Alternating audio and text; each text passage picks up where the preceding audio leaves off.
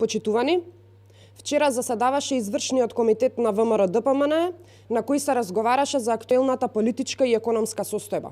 Извршниот комитет на ВМРО-ДПМН најновото покачување на цените на горивата го проценува како жесток социјален удар врз граѓаните, при што владата не направи ништо истиот да се спречи и е последица на незината неспособност, неводењето на грижа за граѓаните и силна корумпираност.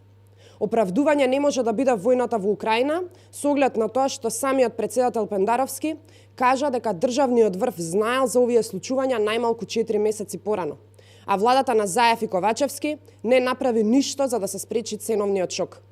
Извршниот комитет на ВМРО-ДПМН бара итно и неодложно прифаќање на мерката на ВМРО-ДПМН за намалување на акцизата кај горивата за 50%.